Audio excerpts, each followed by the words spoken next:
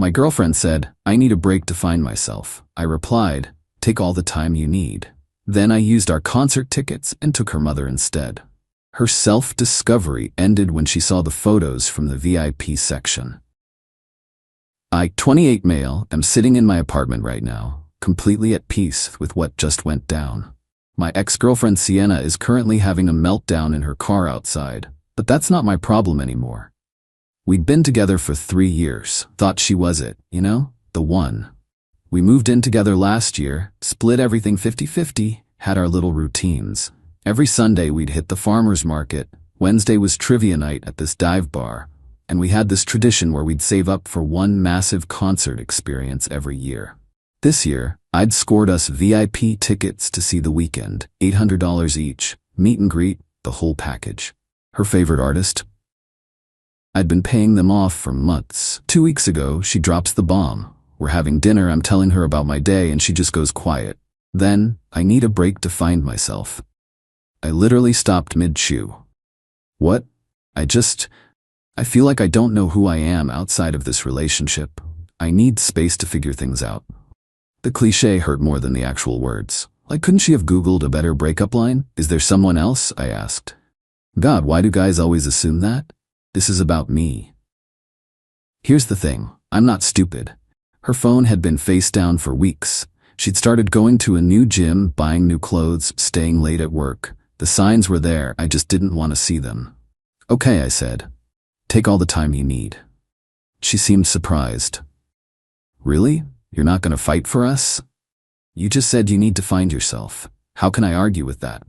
She moved out the next day, went to stay with her friend Kendra. But here's where it gets interesting. She didn't block me on anything. Still had me on Instagram, still texting me random stuff like we were buddies. Hope you're doing okay? The weather's crazy today, right? Like she expected me to just wait around while she found herself. Update 1. So remember those concert tickets? Yeah, about that. Sienna's mom, Lorraine, called me 3 days after Sienna moved out. This woman has been like a second mother to me. She taught me how to make her grandmother's lasagna recipe. Helped me pick out Sienna's birthday presents. The whole deal. Honey, I'm so sorry about what's happening, she said. Sienna won't tell me anything, just says you two are taking a break. That's about right, I said. Well, that's ridiculous. You don't just throw away 3 years to find yourself. I raised her better than that. We talked for an hour. Lorraine mentioned how excited Sienna had been about the concert, how she'd already picked out her outfit. That's when the idea hit me. Hey Lorraine? Random question, do you like The Weeknd? Are you kidding? I'm the one who got Sienna into him. Blasted Blinding Lights so much she had to become a fan. How would you like to go to his concert? VIP tickets, meet and greet, the works. The silence lasted maybe 5 seconds. Then, are you serious? Dead serious. The tickets are already paid for. Might as well not waste them. But, won't Sienna be upset? She's taking a break from our relationship, not from her mom having a good time. Lorraine laughed, actually cackled. You know what? You're absolutely right. When is it? This Saturday. I'll be there. Update 2. Holy crap, you guys. Holy crap.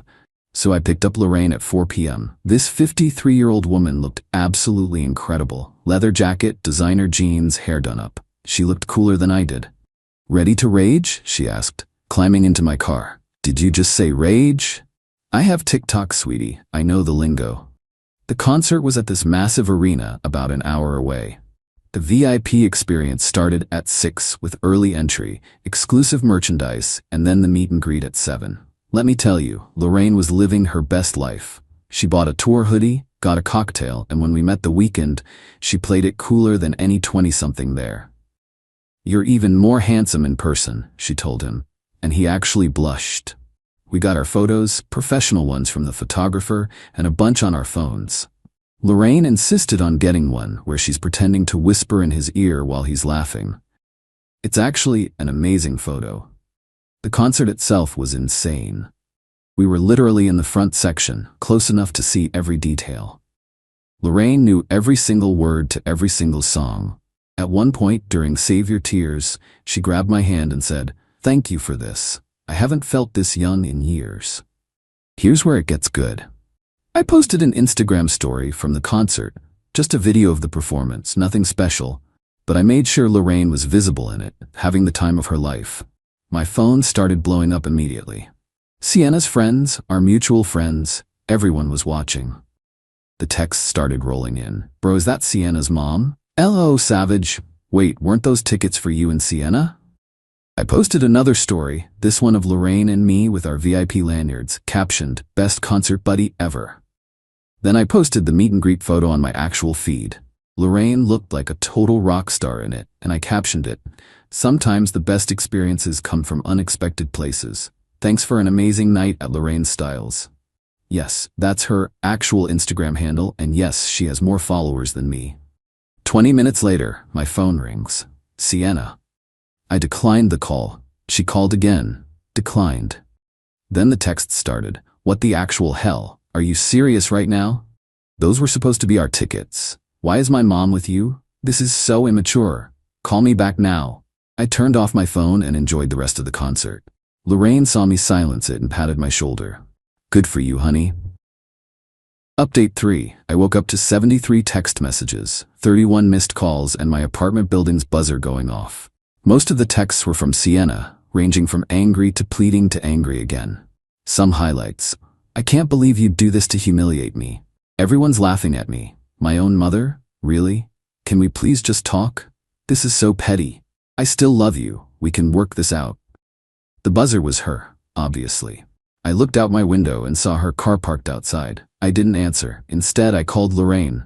"Morning, sunshine," she answered. "I'm still on a high from last night." "Glad to hear it. Hey, just a heads up, Sienna's pretty upset." "Oh, I know. She's been blowing up my phone since 6 a.m. Apparently I'm a traitor who chose sides."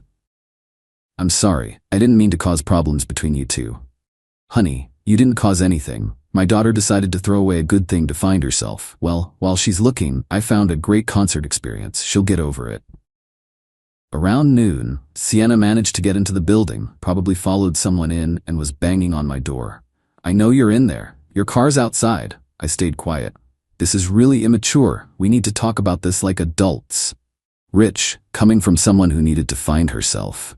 I saw Derek's story. "I know you're home." Derek's my neighbor. Guess he posted something that gave me away. Mental note, block Derek. She stayed out there for 20 minutes, alternating between knocking and guilt-tripping through the door. Eventually, my other neighbor, Mrs. Rodriguez, must have said something because I heard Sienna apologize and leave. But here's where it gets really interesting. That night, I get a text from my buddy Callan, who works at the same company as Sienna. "Dude, you need to see this." He sent me screenshots from Sienna's Instagram stories, the ones I couldn't see because she'd apparently finally blocked me. She was at some rooftop bar with a group of people, including this guy Trey from her gym. The caption read, "Surrounding myself with people who understand growth." But the best part? In one of the photos, you could clearly see Trey's hand on her lower back. Posted the same night she was begging to talk to me. I forwarded the screenshots to Lorraine with no comment. Her response, "Wine tonight? My treat." Update 4. The entitlement really jumped out this week, y'all. So I'm at the grocery store, minding my business in the cereal aisle, when I hear, "Seriously? You're ignoring me in person now?"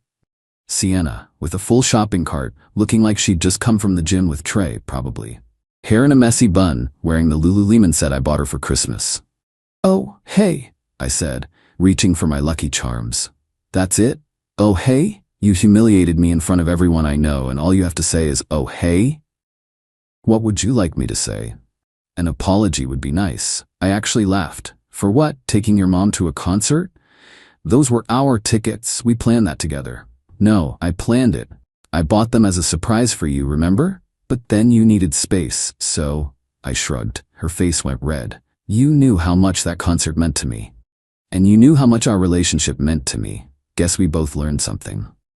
"You're being cruel. I'm being practical." The tickets were non-refundable. She stepped closer, and I could smell the perfume I bought her last Valentine's. "Baby, please. Can we just talk? I miss you. I miss us. Maybe I realized I already knew who I was, with you. And Trey?" Her face went white. "What? How do you? Small world, lots of mutual friends, nice rooftop bar by the way. That's not, he's just a friend. Cool, well I'm just a guy buying cereal. Have a good one, Sienna. I started walking away, and she actually grabbed my arm. You can't just walk away from 3 years. You did. I asked for a break, and I gave you one, a permanent one. She followed me through the store, making a scene. This is so typical. You never fought for us. You just gave up. Fighting for someone who doesn't want to be with you isn't romantic, Sienna. It's pathetic. I never said I didn't want to be with you. I need to find myself outside this relationship. Your exact words. By this point, people were staring. A staff member approached. Is everything okay here? Fine, I said. Just leaving. I paid for my stuff and left. Sienna didn't follow, but I could see her through the window, probably telling her version to anyone who'd listen. Update 5. This is where it gets absolutely bonkers. So I'm having my usual Saturday morning coffee when I get a text from an unknown number. Hey man, this is Trey. Can we talk? Trey. The gym bro. The just a friend. Mr. Rooftop Bar hand on back. Texting me. Who gave you my number? I replied. Sienna. Look, there's some stuff you should know. Against my better judgment, I agreed to meet him at a Starbucks. This absolute unit of a man, probably 6'3", built like a CrossFit instructor, sits down across from me, looking uncomfortable as hell. So he starts, Sienna and I have been involved. No kidding.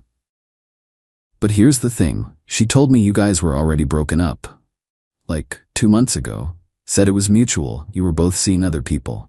I pulled up my phone and showed him texts from Sienna from 3 weeks ago talking about our weekend plans. His face went through about 5 different emotions. That lying little... When did it start? I asked. About 6 weeks ago. She came on to me hard at the gym, said she was finally free to explore what she wanted. I thought she was single, man. I don't do the homewrecker thing. And now she won't leave me alone. She's at my apartment constantly, telling me she loves me, planning our future. It's been 2 weeks since she supposedly left you. She's already talking about moving in together. Sounds like a you problem. It is, but I thought you should know the truth. And also... He looked genuinely embarrassed. She keeps comparing everything to you. The concert thing really messed her up. She spent 3 hours crying about how you stole her experience and turned her mom against her. Lorraine made her own choice. That's what I said. And she lost it on me. Said I didn't understand loyalty. The irony was delicious. Trey continued. She's also been telling everyone you're abusive and controlling, that you isolated her from her friends and family. What? Yeah, man. She's painting herself as some victim who finally escaped. But then she's also trying to get back with you? It's weird. He showed me screenshots of her posts in some Facebook group about surviving narcissistic relationships. I was floored. Why are you telling me this? I asked. Because I'm done with the drama. I'm blocking her after this, and I figured you deserve to know what she's saying about you. Maybe screenshot these posts in case she escalates. We actually ended up talking for another hour. Turns out Trey's not a bad dude, just got caught up in Sienna's web of lies. He told me she'd already been through 2 other guys from the gym before landing on him. The self-discovery was really just her trying to upgrade while keeping me as a backup plan. Update 6. The extinction burst arrived right on schedule. I'm at work when my boss calls me in. We need to talk about some concerning messages we've received. My stomach dropped. Sure enough, someone had sent an anonymous email to HR claiming I was harassing an ex and creating a hostile work environment for female colleagues. The email was obviously Sienna. She used phrases only she would use and mentioned specific details about our relationship. Fortunately, my boss knows me well. This seems personal. Want to explain? I showed him everything. The texts, the timeline, Trey's screenshots of her Facebook posts. He shook his head. Get a restraining order. This is escalation. That afternoon, I got a call from my landlord. Someone had reported that I was running a drug operation out of my apartment. Again, anonymous, but the caller mentioned specific details about my unit that only someone who'd lived there would know. Then my mom called. Honey, why is your ex-girlfriend messaging me on Facebook saying you're having a mental breakdown and need help? The woman was spiraling hard. I'd had enough. I took the afternoon off and went straight to the police station with everything. The harassment, the false reports, the defamation online. They took it seriously, especially the workplace complaint that could have cost me my job. While I was there, guess who was in the parking lot when I came out? Sienna, sitting in her car watching the building. "Are you following me?" I asked. "I knew you'd try to turn this around on me," she said, getting out. "Making me look like the bad guy when all I wanted was some space to think." "Space to date, Trey, you mean, and whoever else from the gym." "You don't know what you're talking about." Trey told me everything, the lies, the timeline, all of it. Her face crumbled. He called you? Met with me, actually.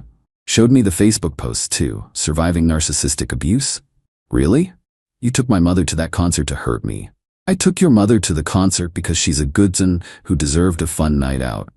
Unlike you, she's actually been honest with me. This isn't fair. You're right. It's not fair that you cheated, lied, tried to keep me as a backup plan, attempted to get me fired, and are now stalking me. None of that is fair. A police officer came out right then. Perfect timing. "Ma'am, is this man bothering you?" "No," I said, "but I just filed a report about her. She's been following me." The officer looked at Sienna. "Ma'am, I'm gonna need you to leave." The look on her face was priceless. She got in her car and peeled out. Final update. It's been a month since the break, and life has never been better. The restraining order went through. Sienna had to appear in court, where she tried to spin the whole thing as a misunderstanding. The judge wasn't buying it, especially after seeing the evidence of her false reports and stalking. She got a no-contact order and has to stay 500 feet away from me, my home, and my workplace. Lorraine sent me a text the day after court. "I'm sorry for everything she put you through. You deserved better. P.S. The Weeknd follows me on Instagram now." Yeah, apparently she tagged him in so many posts from the concert that he actually followed her back. She has more clout than her daughter now, which is hilarious. Trey reached out once more to let me know Sienna had shown up at his gym crying, begging him to take her back. Security had to escort her out. She's banned from that gym now too. The best part? Last week, Kendra, remember, the friend she was staying with, messaged me. "Hey, just wanted you to know I kicked Sienna out. She was bringing different guys over every night and lying about everything. I believed her story about you until I saw those court documents she left out. I'm sorry for judging you without knowing the truth." So now Sienna's living back with her parents. Lorraine tells me it's not going well. Sienna's angry at her mom for betraying her, but Lorraine's not having it. "I told her straight," Lorraine said over coffee last week. "We still meet up sometimes. You don't throw away a good man to find yourself and then get mad when he moves on. You made your bed, now lie in it. Alone, apparently, since you burned bridges with everyone. As for me, I'm good. Started going to a new climbing gym, joined a book club, and honestly, I'm enjoying having my apartment to myself again. No more drama, no more walking on eggshells, no more wondering if she's actually working late or at the gym with some random dude." The concert tickets were the best $1,600 I ever spent. Not because of the revenge aspect, but because it showed me I deserved better than someone who'd throw away 3 years for a journey of self-discovery that was really just an excuse to cheat. Oh, and the Lucky Charms I bought that day at the grocery store? Best breakfast cereal choice I've made in years. Turns out Sienna hated them and never let me buy them. Now I eat them whenever I want. Sometimes the best revenge isn't even revenge. It's just living your best life while they spiral into the consequences of their own choices. Edit: for everyone asking, yes, Lorraine still has the concert hoodie. She wears it to her yoga class every week. Absolute legend.